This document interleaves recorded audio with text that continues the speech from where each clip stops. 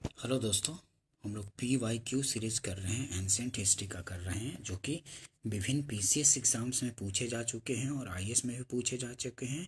और आगे आने वाले किसी भी स्टेट का PCS हो या फिर किसी भी जनरल कंपटीशन में जहाँ की जनरल स्टडीज़ से क्वेश्चन पूछे जाते हैं, उसके लिए काफ़ी महत्वपूर्ण सेशन रहेंगे। जनरल में जैसे कि railway, SSC, banking, BSSC inter level, graduate level, Bihar दरोगा एवं BPSC के थ्रू जो टीचर्स का एग्ज़ाम लिया जाता है, या फिर अन्य स्टेट में भी जो टीचर्स के एग्ज़ाम्स होते हैं जिसमें कि सामान्य अध्ययन से क्वेश्चन पूछे जाते हैं, उसके लिए काफ़ी महत्वपूर्ण सेशन रहेगा। ठीक है दोस्तों, एंसेंट हिस्ट्री का क्वेश्चन कर रहे हैं, चलिए करते हैं। प्रथम मगध साम्राज्य का उत्कर्ष किस शताब्दी में हुआ था? तो ईसा पूर्व 6ठी शताब्दी में हुआ था। प्रथम मगध साम्राज्य का उत्कर्ष किस शताब्दी में हुआ था? तो ईसा पूर्व 6ठी शताब्दी में हुआ था। बी आंसर हो जाएगा। ठीक है,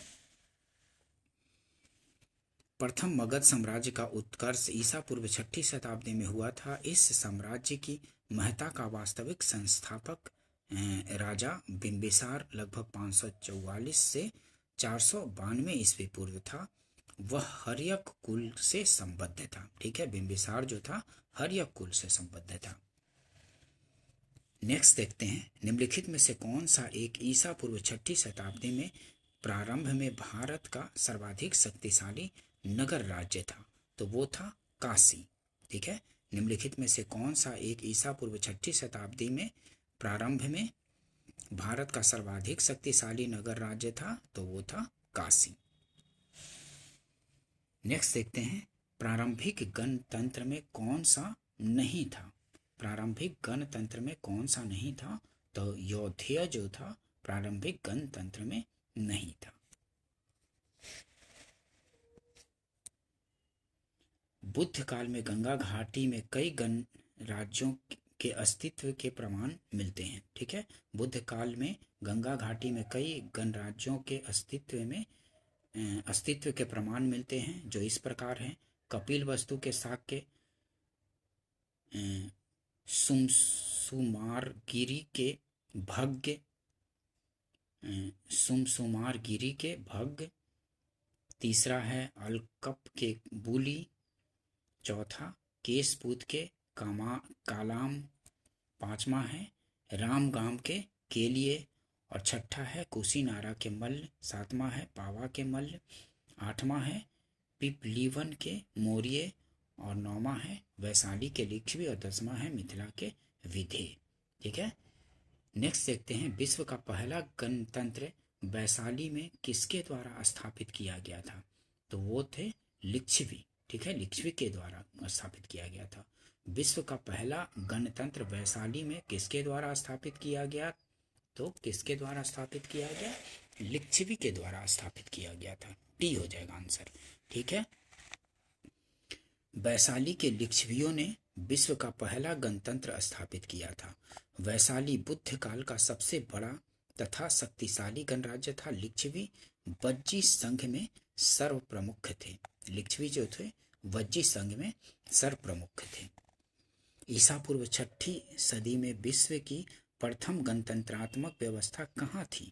तो वैशाली में थी। ईसा पूर्व 6ठी सदी में विश्व की प्रथम गणतंत्रात्मक व्यवस्था कहाँ थी? तो वैशाली में थी। ठीक है,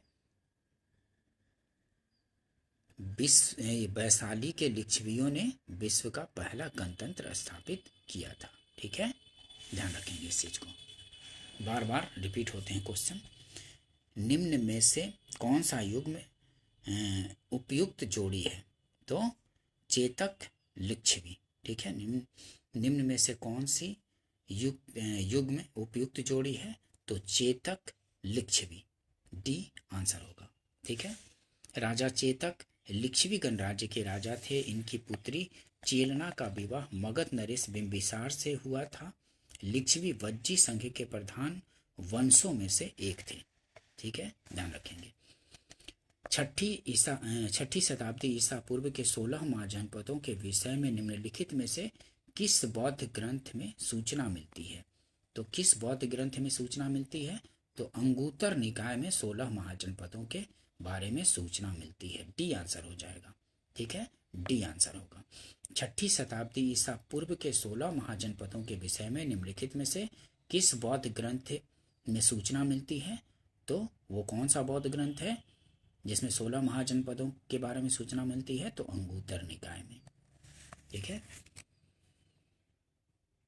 बौद्ध ग्रंथ अंगुत्तर निकाय में 6ठी शताब्दी ईसा पूर्व के 16 महाजनपदों की सूचना मिलती है। 16 महाजनपदों की सूची उपलब्ध है किसमें? तो अंगुत्तर निकाय में। ठीक है, बौद्ध ग्रंथ के अंगुत्तर निकाय में सूचना मिलती है। बी आंसर हो जाएगा। नेक्स्ट देखते हैं, निम्न में से कौन एक बौद्ध ग्रंथ 16 महाजनपदों का उल्लेख करता है? तो वो है अंगुत्तर निकाय। ए आंसर हो जाएगा। महाजनपद युग के 16 जनपदों के नाम बौद्ध साहित्य में प्रायः उल्लिखित मिलते हैं किसमें?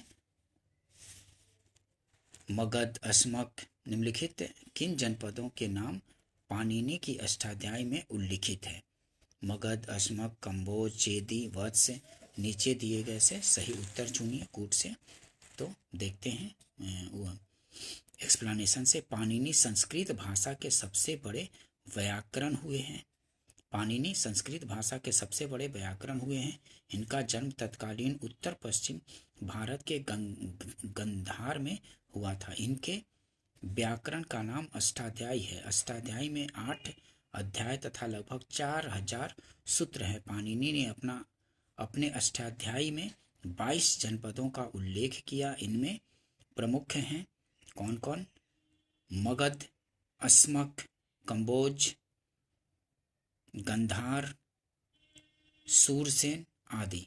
बौद्ध ग्रंथ अंगुत्तर निकाय और जैन ग्रंथ भगवती सूत्र में 16 महाजनपदों की सूचना मिलती है। ठीक है, बौद्ध ग्रंथ अंगुत्तर निकाय में और जैन ग्रंथ जो है भगवती सूत्र में 16 महाजनपदों की सूचना मिलती है। इस बात को ध्यान रखेंगे। ठीक है, इसमें मगध, अस्मक, कंबोज,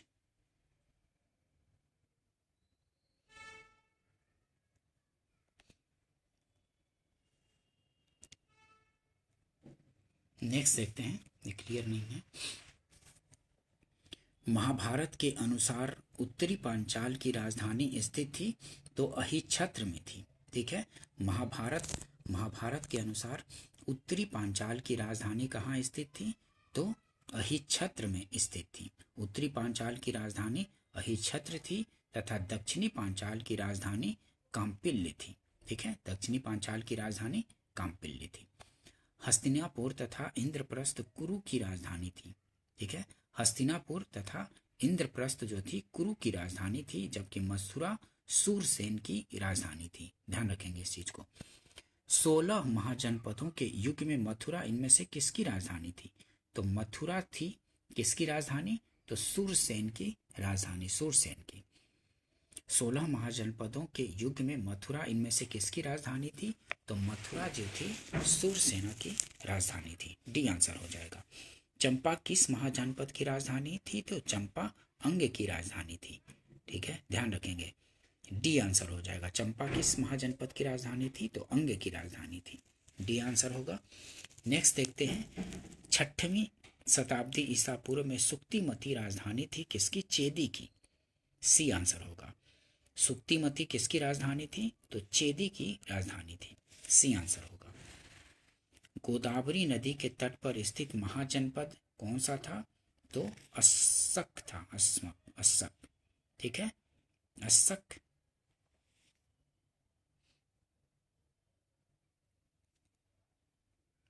गोदावरी नदी के तट पर स्थित महाजनपद था अस्सक। सी आंसर हो जाएगा। बौद्ध ग्रंथ अंगुत्तर निकाय। बौद्ध ग्रंथ कौन सा? अंगुत्तर निकाय। और जैन ग्रंथ भगवती सूत्र में 6ठी शताब्दी ईसा पूर्व में बने 16 जनपदों में अस्सक या अस्मक। ठीक है, अस्सक या अस्मक बोलते हैं इसको। अस्मक या अस्सक नर्मदा तथा गोदावरी नदियों के मध्य स्थित था, जिसकी राजधानी पैठन या पोतन अथवा पोटली, ठीक है, प्राचीन नाम प्रतिष्ठान थी। ध्यान रखेंगे इस चीज को। नेक्स्ट देखते हैं, मगध की राजधानी कौन सी थी? तो मगध की राजधानी गिरिब्रज या राजगिरी थी। गिरिब्रज, राजगिरी, सी आंसर होगा। नेक्स्ट देखते हैं,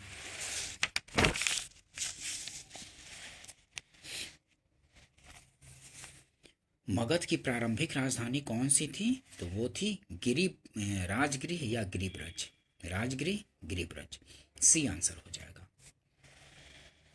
नेक्स्ट देखते हैं, निम्नलिखित में से कौन एक मगध साम्राज्य की राजधानी नहीं रहा था?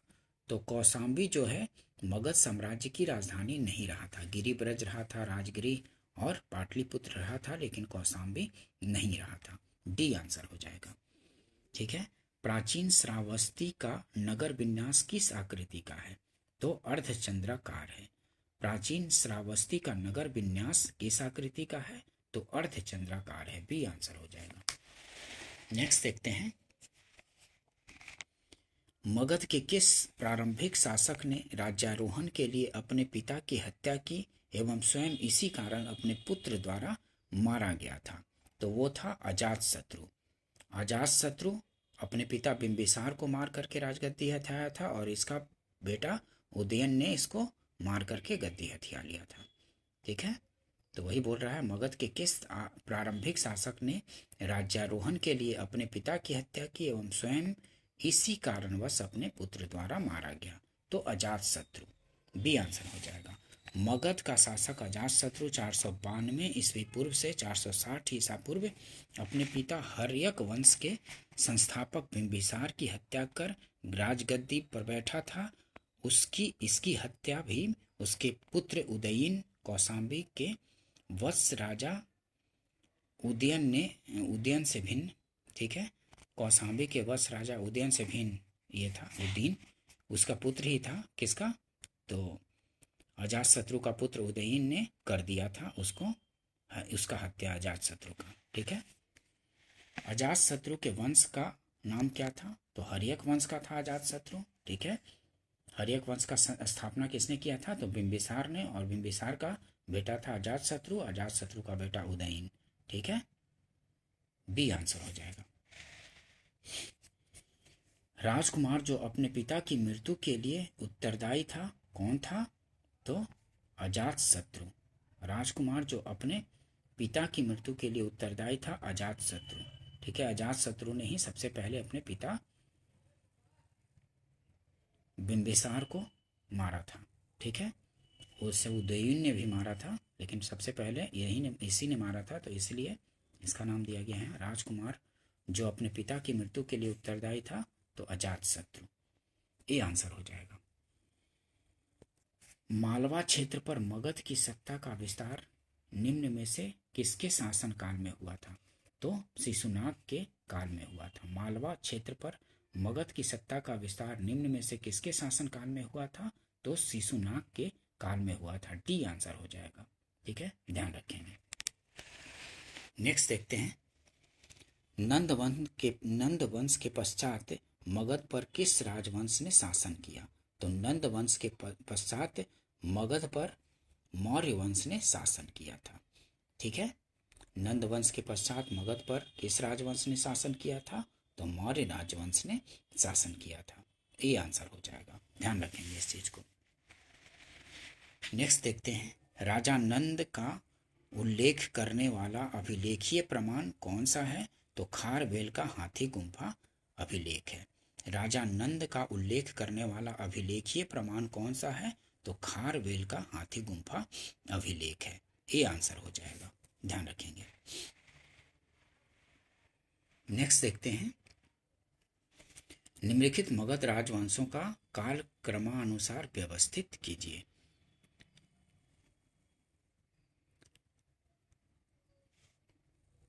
तो सबसे पहले हो जाएगा हर्यक,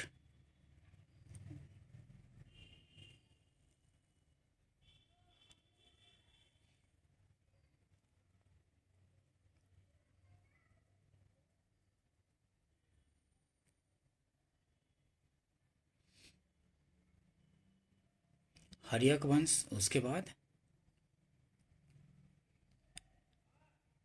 नंद वंश, नंद वंश के बाद मौर्य वंश, उसके बाद शुंग वंश। ठीक है, कौन सा? हर्यक, हर्यक वंश, उसके बाद नंद वंश, उसके बाद मौर्य, उसके बाद शुंग वंश। ठीक है, तो बी आंसर हो जाएगा। सबसे पहले हर्यक वंश, उसके बाद नंद वंश, और उसके बाद मौर्य, उसके बाद शुंग। तो बी आंसर हो जाएगा, ध्यान रखेंगे। देखिए कालक्रम हर्यक वंश का 544 ईस्वी पूर्व से 412 ईस्वी पूर्व तक रहा। उसके बाद नंद वंश 344 ईस्वी पूर्व से 323 ईस्वी पूर्व तक, मौर्य वंश 323 ईस्वी पूर्व से 184 ईस्वी पूर्व तक, और शुंग वंश 184 से 75 ईस्वी पूर्व तक। ठीक है, तो ध्यान रखेंगे। ऐसे कालक्रम क्या है? हर्यक, उसके बाद शिशुनाग, उसके बाद असीन। तो हर्यक, उसके बाद शिशुनाग, उसके बाद नंद वंश, उसके बाद मौर्य वंश, उसके बाद शुंग वंश। ठीक है, यही कालक्रम है, ध्यान रखेंगे इसको। नेक्स्ट देखते हैं क्वेश्चन। मगध का कौन सा सम्राट अपरो परशुराम के नाम से जाना जाता है? तो महापद्मनंद जो है अपरो परशुराम के नाम से जाना जाता है। डी आंसर हो जाएगा। मगध पर शिशुनाग वंश के पश्चात, मगध पर शिशुनाग वंश के पश्चात नंद वंश का वर्चस्व स्थापित हुआ। नंद वंश का संस्थापक महापद्मनंद अथवा उग्रसेन था। ठीक है, नंद वंश का संस्थापक कौन था? महापद्मनंद अथवा उग्रसेन था। पुराणों में महापद्मनंद को सर्वछत्रांतक और अपरो परशुराम कहा गया है। ठीक है, महापद्मनंद को सर्वछत्रांतक और अपरो परशुराम कहा गया है। इस चीज को ध्यान रखेंगे। नेक्स्ट देखते हैं। निम्नलिखित कथन ए और बी को पढ़ें और नीचे दिए गए कूटों से सही उत्तर का चयन करें। ठीक है, ए और बी दो कूट दिया गया है। विश्व के सभी भागों में ईस्वी पूर्व 6ठी शताब्दी एक महान धार्मिक उथल पुथल का काल था। तो ये सही है। और वैदिक धर्म बहुत जटिल हो चुका था, ये भी सही है। ठीक है, तो दोनों सही हो जाएगा, ए और बी दोनों सही है। विश्व के सभी भागों में ईसा पूर्व 6ठी शताब्दी एक महान धार्मिक उथल पुथल का काल था, तो ये सही है। और वैदिक धर्म बहुत जटिल हो चुका था उस टाइम में, 6ठी शताब्दी ईसा पूर्व के समय में। इसीलिए उस समय बौद्ध धर्म और जैन धर्म और विभिन्न धर्म का उस 6ठी शताब्दी ईस्वी पूर्व में उत्थान हुआ था। ठीक है, बी आंसर हो जाएगा। ए और बी दोनों सही है, क्योंकि कर्मकांड बहुत बढ़ रहे थे।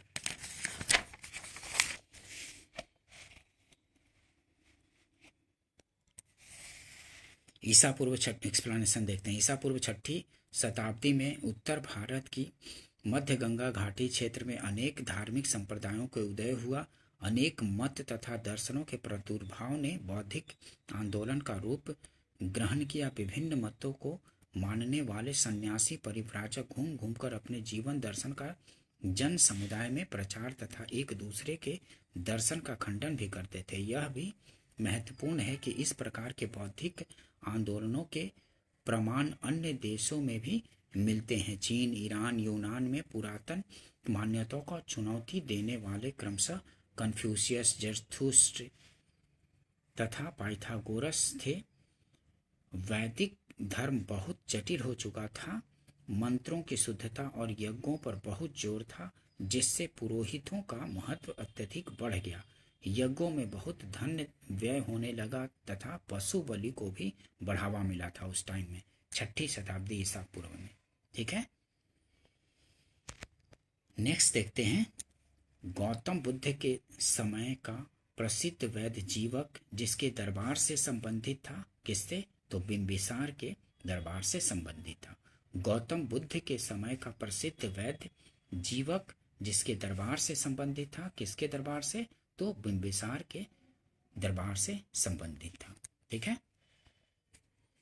गौतम बुद्ध के समय का प्रसिद्ध वैद्य जीवक बिंबिसार के दरबार से संबंधित था। बिंबिसार ने अपने राज्य वैद्य जीवक को अवंती नरेश चंड प्रद्योत के राज्य में चिकित्सा सेवा के लिए भेजा था। ये पूछा जाता है, बिंबिसार ने अपने राजवैद्य जीवक को किस राजा के लिए, तो अवंती नरेश चंड प्रद्योत के राज्य में चिकित्सा सेवा के लिए भेजा था। बिंबिसार हर्यक वंश का प्रथम शक्तिशाली शासक माना जाता है जो मगध साम्राज्य का वास्तविक संस्थापक था। ठीक है, बिंबिसार ने ही हर्यक वंश का स्थापना किया था। नेक्स्ट देखते हैं, कालपी नगर किस नदी के तट पर स्थित है, तो कालपी नगर यमुना नदी के तट पर स्थित है। बी आंसर हो जाएगा। कालपी नगर किस नदी के तट पर स्थित है, तो यमुना नदी के तट पर स्थित है। बी आंसर होगा। नेक्स्ट देखते हैं, उत्तर प्रदेश के प्राचीन जनपद और राजधानी।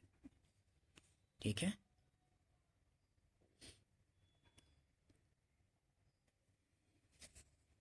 तो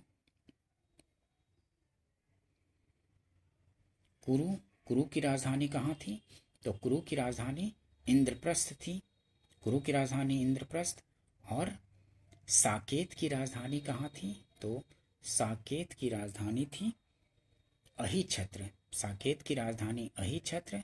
और नहीं, कुरु की राजधानी कहाँ थी, तो कुरु की इंद्रप्रस्थ।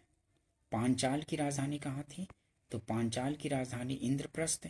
और कौशल की राजधानी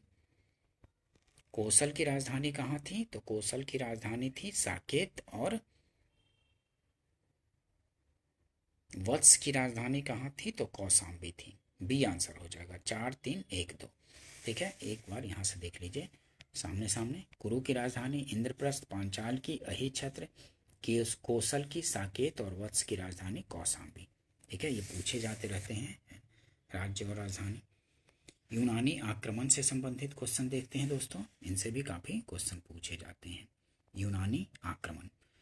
सिकंदर के हमले के समय उत्तर भारत पर निम्नलिखित राजवंशों में से किस एक का शासन था, तो नंद वंश का शासन था। जिस समय सिकंदर ने भारत पर आक्रमण किया था, सिकंदर के हमले के समय उत्तर भारत पर निम्नलिखित राजवंशों में से किस एक का शासन था, तो नंद वंश का शासक था। उस समय घनानंद शासन कर रहा था। ठीक है, नंद वंश का शासक घनानंद। महापद्मनंद के उत्तराधिकारियों की संख्या पुराणों तथा बौद्ध ग्रंथों में 8 मिलती है। इस वंश का अंतिम शासक घनानंद या धनानंद, ठीक है, धनानंद या घनानंद इसको बोलते हैं, था, जो सिकंदर का समकालीन था। उसे यूनानी लेखकों ने अग्रमीज कहा है। यूनानी लेखक ने उसको धनानंद को अग्रमीज कहा है। जेनोफोन उसे बहुत धनाढ्य व्यक्ति बताता है। भद्रसाल उसका सेनापति था। ध्यान रखेंगे। निम्नलिखित में से मगध का कौन सा राजा सिकंदर महान के समकालीन था। निम्नलिखित में से मगध का कौन सा राजा सिकंदर महान का समकालीन था, तो सिकंदर महान का समकालीन था धनानंद। ठीक है, घनानंद या धनानंद इसको बोलते हैं। ठीक है, उसका समकालीन था। ठीक है,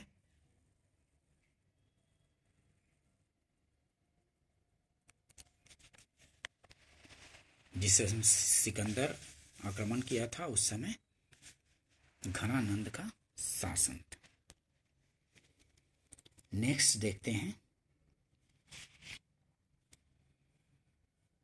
लगभग 2 वर्षों के अभियान के पश्चात सिकंदर महान ने 225 ईस्वी पूर्व में भारत छोड़ दिया था। ठीक है, लगभग 2 वर्षों के अभियान के पश्चात सिकंदर महान ने 325 ईसा पूर्व में भारत छोड़ दिया था। 326 ईस्वी पूर्व में उसने 326-27 ऐसे आक्रमण किया था। 325 ईस्वी पूर्व में भारत छोड़ दिया। वह चंद्रगुप्त मौर्य से पराजित हुआ था। ये बात गलत है। वह चंद्रगुप्त मौर्य से पराजित हुआ था, ये गलत है। तो ए सही है, आर गलत है। तो ए सही, आर गलत, सी आंसर हो जाएगा। हखमनी साम्राज्य को ध्वस्त करने के पश्चात 300 27 ईस्वी पूर्व के बसंत के अंत में एक विशाल सेना के साथ सिकंदर भारतीय विजय के लिए चला। लगभग 2 वर्ष के अभियान के पश्चात 325 ईस्वी पूर्व के सितंबर माह में सिकंदर ने पाटल से यूनान को प्रस्थान वापस किया। ठीक है, मतलब यूनान के लिए फिर से प्रस्थान कर गया 325 ईस्वी पूर्व में, किंतु वह चंद्रगुप्त मौर्य से पराजित नहीं हुआ था। ठीक है, क्योंकि वो तो समकालीन किसका था, उस समय नंद वंश का शासन था, घनानंद शासन कर रहा था, मौर्य वंश तो था ही नहीं उस समय, तो ये बात गलत हो गया। नेक्स्ट देखते हैं, युद्ध भूमि में बड़ी संख्या में सैनिकों के मारे जाने अथवा आहत हो जाने के बाद किस भारतीय गण अथवा राज्य की स्त्रियों ने सिकंदर के विरुद्ध शस्त्र धारण किया था? वो था मशक। ठीक है, मशक, डी आंसर हो जाएगा। युद्ध भूमि में बड़ी संख्या में सैनिकों के मारे जाने अथवा आहत हो जाने के बाद किस भारतीय गण अथवा राज्य की स्त्रियों ने सिकंदर के विरुद्ध शस्त्र धारण किया था? तो वो था मशक, डी आंसर हो जाएगा। ठीक है, सिकंदर के आक्रमण के समय अस्वक एक सीमांत गणराज्य था जिसकी राजधानी मशक थी। यूनानी लेखकों के अनुसार सिकंदर के विरुद्ध हुए युद्ध में बड़ी संख्या में पुरुष सैनिकों के मारे जाने के पश्चात यहाँ की स्त्रियों ने शस्त्र धारण किया था। इसी विवरण से पता चलता है कि सिकंदर ने इस नगर की समस्त स्त्रियों को मौत के घाट उतार दिया था। ठीक है, ध्यान रखेंगे। नेक्स्ट देखते हैं, भारत में सिकंदर की सफलता निम्न कारणों से थी। भारत में सिकंदर की सफलता किस कारण से हुई थी, ये पूछ रहा है। तो उस समय भारत में कोई केंद्रीय सत्ता नहीं थी, ये बात सही है। ठीक है, भारत में कोई केंद्रीय सत्ता नहीं थी, अलग अलग जगहों पे अलग अलग राजा का शासन था। ठीक है, उसकी फौज बेहतर थी, सिकंदर की फौज बेहतर थी, ये भी सही है। उसे देशद्रोही शासकों से सहायता मिली थी। ठीक है, उसको सिकंदर को देशद्रोही जो शासक थे उसको सहायता किए थे, ये भी सही है। वह एक अच्छा प्रशासक था, ये बात गलत है, ऐसा नहीं था।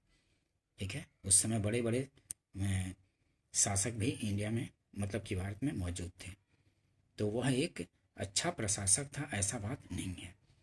तो 1, 2 और 3 सही है, तो बी आंसर हो जाएगा। 1, 2 और 3 सही है, बी आंसर होगा। नेक्स्ट एक्सप्लेनेशन देखते हैं। सिकंदर की भारत में सफलता के उपर्युक्त कारणों में से प्रथम 3 सत्य थे। डॉक्टर हेमचंद्र राय चौधरी ने उस समय यहाँ 28 स्वतंत्र शक्तियों का उल्लेख किया है। तात्पर्य यह है कि उस समय भारत में कोई केंद्रीय सत्ता नहीं थी। उसकी सेना निसंदेह श्रेष्ठ थी। आम्भी जैसे तमाम देशद्रोही भारतीय शासकों ने उसे सहयोग दिया था। आम्भी जो है पहले ही आत्मसमर्पण कर दिया था और सिकंदर का सहयोग किया था। ठीक है, तथापि भारत की विजय में उसके अच्छे प्रशासक होने का कोई योगदान नहीं था, अतः उपयुक्त विकल्प बी होगा। ठीक है, बी सही होगा, मतलब कि 1, 2 और 3 सही है, इसका मतलब बी आंसर होगा। ध्यान रखेंगे इस चीज को, काफी बार पूछे जाते रहते हैं। नेक्स्ट देखते हैं, उस वीर भारतीय राजा का नाम बताइए जिसे सिकंदर ने झेलम के तट पर पराजित किया था। झेलम के तट पर किस शासक ने उस वीर भारतीय राजा का नाम बताइए जिसे सिकंदर ने झेलम के तट पर पराजित किया था। तो पुरु या पोरस था, जिसको सिकंदर ने झेलम के तट पर पराजित किया था। बी आंसर हो जाएगा। ठीक है, इसने बहुत साहस के साथ लड़ा था, बी आंसर हो जाएगा। पुरु या पोरस। पुरु पोरस का राज्य झेलम और चेनाब नदी के बीच बसा हुआ था। पुरु पोरस जो था का राज्य झेलम और चेनाब नदी के बीच बसा हुआ था। सिकंदर ने झेलम नदी के तट पर पुरु को पराजित किया। सिकंदर ने झेलम नदी के तट पर पुरु या पोरस को पराजित किया, परंतु उसकी वीरता से प्रभावित होकर सिकंदर ने उसे अपना मित्र बना लिया था तथा उसे अपना राज्य और कुछ नए इलाके प्रदान किए थे। ठीक है, उसका राज्य वापस कर दिया था और कुछ नए इलाके भी प्रदान किए थे पुरु या पोरस को। ठीक है, नेक्स्ट देखते हैं, निम्नलिखित में से कौन सिकंदर के साथ भारत में नहीं आया था? तो सिकंदर के साथ भारत में नहीं आया था कौन सा? तो डायमेकस नहीं आया था। निम्नलिखित में से कौन सिकंदर के साथ भारत में नहीं आया था? तो डायमेकस नहीं आया था। नियार्कस था, आनेसी क्लीटस था, अरिस्टोबुलस था, लेकिन डायमेकस नहीं था। डायमेकस सिकंदर के साथ भारत नहीं आया था। स्ट्रेबो के अनुसार सीरिया के राजा एंटियोकस ने डायमेकस नामक अपना एक राजदूत बिंदुसार के दरबार में राजसभा में भेजा था। ठीक है, स्ट्रेबो के अनुसार क्या है? तो सीरिया के राजा एंटियोकस ने डायमेकस नामक अपना एक राजदूत बिंदुसार के राजसभा में भेजा था। ठीक है, डायमेकस को। नेक्स्ट देखते हैं मौर्य साम्राज्य से संबंधित क्वेश्चन। दोस्तों इनसे काफ़ी क्वेश्चन पूछे जाते हैं, काफ़ी इंपॉर्टेंट सेशन होने वाला है मौर्य साम्राज्य से संबंधित। ठीक है, प्रथम भारतीय साम्राज्य स्थापित किया गया था किनके द्वारा? तो चंद्रगुप्त मौर्य के द्वारा प्रथम भारतीय साम्राज्य स्थापित किया गया था। तो चंद्रगुप्त मौर्य द्वारा प्रथम भारतीय साम्राज्य स्थापित किया गया था। सी आंसर हो जाएगा। नंद वंश की समाप्ति करके और मौर्य वंश का स्थापना किया था चंद्रगुप्त मौर्य ने। ठीक है, चंद्रगुप्त मौर्य की गणना भारत के महान शासकों में होती है। वह भारत का प्रथम ऐतिहासिक सम्राट था। वह ऐसा पहला सम्राट था जिसने बृहत्तर भारत पर अपना शासन स्थापित किया और जिसका विस्तार ब्रिटिश साम्राज्य से बड़ा था। उसके साम्राज्य की सीमा ईरान से मिलती थी। ठीक है, चंद्रगुप्त मौर्य की जो सीमा थी साम्राज्य की ईरान से मिलती थी। उसने ही भारत को सर्वप्रथम राजनीतिक रूप से एकबद्ध किया था। ठीक है, ध्यान रखेंगे इस चीज को। काफी बड़ा साम्राज्य बनाया था चंद्रगुप्त मौर्य ने। निम्नलिखित में से कौन सा सबसे पुराना राजवंश है? ठीक है, तो गुप्त, वर्धन, कुषाण और मौर्य में तो मौर्य इनमें सबसे प्राचीन है, इन चारों में। ठीक है, मौर्य। देखिए दोस्तों, एक टिक देखिए, ह सी न मौर्य, हसीन मौर्य याद रखिए। ह से हर्यक वंश, सी से शिशुनाग वंश, न से नंद वंश और उसके बाद मौर्य वंश। हसीन मौर्य। ठीक है, और उसके बाद सुंग और उसके बाद कन्व। ठीक है, कन्व। ठीक है, सुंग कन्व।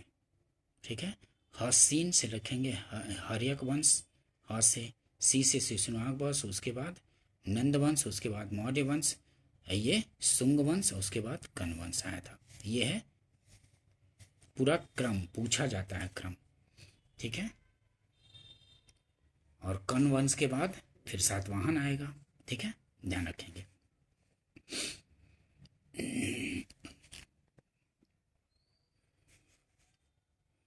जिसके ग्रंथ में चंद्रगुप्त मौर्य का विशिष्ट रूप से वर्णन हुआ है वह है तो विशाख दत्त। ठीक है, विशाख दत्त में जिसके ग्रंथ में चंद्रगुप्त मौर्य का विशिष्ट रूप से वर्णन हुआ है, जिसके ग्रंथ में चंद्रगुप्त मौर्य का विशिष्ट रूप से वर्णन हुआ है वह है विशाख दत्त।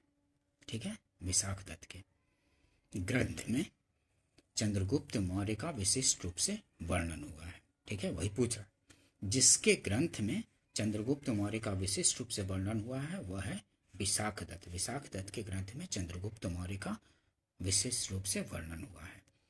विशाख दत्त की कृति क्या है? मुद्रा राक्षस। विशाख दत्त कृत मुद्रा राक्षस में चंद्रगुप्त मौर्य के विषय में विस्तृत सूचना प्राप्त होती है। ठीक है, ध्यान रखेंगे इसके बारे में। सैंड्रो कोर्स से चंद्रगुप्त मौर्य की पहचान किसने की थी? तो विलियम जोन्स ने की थी। सैंड्रो कोर्स से चंद्रगुप्त मौर्य की पहचान किसने की थी? तो विलियम जोन्स ने की थी दोस्तों। ठीक है, ए आंसर हो जाएगा। विलियम जोन्स पहले विद्वान थे जिन्होंने सैंड्रो कोर्स की पहचान मौर्य शासक चंद्रगुप्त मौर्य से की। एरियन तथा प्लूटार्क ने चंद्रगुप्त मौर्य को एंड्रोकोर्स के रूप में वर्णित किया था। एरियन तथा प्लूटार्क ने चंद्रगुप्त मौर्य को एंड्रोकोर्स के रूप में वर्णित किया था। नेक्स्ट देखते हैं निम्न में से किसने सेंड्रोकोर्स, चंद्रगुप्त मौर्य और सिकंदर महान की भेंट का उल्लेख किया है? तो जस्टिन ने किया है। ठीक है, निम्न में से किसने सेंड्रोकोर्स मतलब चंद्रगुप्त और सिकंदर महान की भेंट का उल्लेख किया है? तो वो था जस्टिन। बी आंसर हो जाएगा। जस्टिन ने सेंड्रोकोर्स चंद्रगुप्त को बोला था, जस्टिन ने सेंड्रोकोर्स चंद्रगुप्त को और सिकंदर महान की भेंट का उल्लेख किया है। ठीक है, बी आंसर होगा, ध्यान रखेंगे। कौटिल्य प्रधानमंत्री थे किसके? तो चंद्रगुप्त मौर्य के प्रधानमंत्री थे कौटिल्य। सी आंसर होगा। चंद्रगुप्त मौर्य के जीवन निर्माण में कौटिल्य का महत्वपूर्ण योगदान था। वह इतिहास में विष्णुगुप्त तथा चाणक्य इन दो नामों से भी विख्यात हैं। ठीक है, कौटिल्य को क्या बोला जाता है? विष्णुगुप्त तथा चाणक्य के नाम से भी। जब चंद्रगुप्त मौर्य भारत का एक छत्र सम्राट बना तो कौटिल्य प्रधानमंत्री, महामंत्री तथा प्रधान पुरोहित के पद पर आसीन हुए। ठीक है, वे राजनीति शास्त्र के प्रकांड पंडित थे और उन्होंने राजनीति शास्त्र पर अर्थशास्त्र नामक प्रसिद्ध ग्रंथ की रचना की थी। यह भारत में राज शासन के ऊपर उपलब्ध प्राचीनतम रचना है। ठीक है, ध्यान रखेंगे इस चीज को। चाणक्य अपने बचपन में किस नाम से जाने जाते थे? तो विष्णुगुप्त के नाम से जाने जाते थे चाणक्य अपने बचपन में। सी आंसर हो जाएगा। ठीक है, ध्यान रखेंगे। नेक्स्ट देखते हैं, चाणक्य का अन्य नाम था, चाणक्य का अन्य नाम क्या था? तो विष्णुगुप्त था अन्य नाम। ठीक है, चाणक्य का अन्य नाम विष्णुगुप्त था। कौटिल्य का अर्थशास्त्र है एक क्या है? शासन के सिद्धांतों की पुस्तक है। कौटिल्य का अर्थशास्त्र है एक शासन के सिद्धांतों की पुस्तक। डी आंसर हो जाएगा। ठीक है, नेक्स्ट देखते हैं, निम्नलिखित में से राज्य के सप्तांग सिद्धांत के अनुसार राज्य का 7वां अंग कौन सा था? तो मित्र जो है राज्य का 7वां अंग था। ठीक है, निम्नलिखित में से राज्य के सप्तांग सिद्धांत के अनुसार राज्य का 7वां अंग कौन सा था? तो मित्र था। सी आंसर हो जाएगा। नेक्स्ट देखते हैं, कौटिल्य के अर्थशास्त्र में किस पहलू पर प्रकाश डाला गया है? तो कौटिल्य के अर्थशास्त्र में राजनीतिक नीतियों पर प्रकाश डाला गया है। अर्थशास्त्र में कौटिल्य के अर्थशास्त्र में किस पहलू पर प्रकाश डाला गया है? तो राजनीतिक नीतियों पर प्रकाश डाला गया है। बी आंसर हो जाएगा। ठीक है, नेक्स्ट देखते हैं, कौटिल्य के अर्थशास्त्र एक्सप्लेनेशन देखते हैं। कौटिल्य के अर्थशास्त्र द्वारा चंद्रगुप्त मौर्य के शासन काल की बहुत सी बातों का ज्ञान प्राप्त होता है। यह वस्तुतः ऐतिहासिक ग्रंथ नहीं है अपितु राजनीतिक शास्त्र का एक अद्वितीय ग्रंथ है। राजनीतिक शास्त्र का एक अद्वितीय ग्रंथ है क्या? तो कौटिल्य का अर्थशास्त्र। ठीक है, इसमें मुख्यतः राजनीतिक नीतियों पर प्रकाश डाला गया है। इस बात को ध्यान रखेंगे, पूछा जाता है अर्थशास्त्र के बारे में, तो ये राजनीतिक नीतियों पर प्रकाश डालता है। ठीक है, राजनीतिक शास्त्र का एक अद्वितीय ग्रंथ है। अर्थशास्त्र है शासन के सिद्धांतों की पुस्तक है। शासन का सिद्धांत इसमें है। नेक्स्ट देखते हैं, निम्नांकित में से किसकी तुलना मैकियावेली के प्रिंस से की जा सकती है? तो कौटिल्य के अर्थशास्त्र का तुलना जो है मैकियावेली के प्रिंस से की जा सकती है। बी आंसर हो जाएगा। ठीक है, निम्नांकित में से किसकी तुलना मैकियावेली के प्रिंस से की जा सकती है? तो कौटिल्य के अर्थशास्त्र की तुलना की जा सकती है मैकियावेली के प्रिंस के साथ। बी आंसर हो जाएगा। नेक्स्ट देखते हैं, किसके शासनकाल में डिमेकस भारत आया था? तो बिंदुसार के शासनकाल में डिमेकस भारत आया था। बी आंसर हो जाएगा। ठीक है, स्ट्रेबो के अनुसार सीरिया के राजा एंटियोकस ने डिमेकस या डाइमेकस नामक अपना एक राजदूत बिंदुसार के राजसभा में भेजा था। यह मेगास्थनीज के स्थान पर आया था। ठीक है, मेगास्थनीज किसके दरबार में आया था? चंद्रगुप्त मौर्य के दरबार में।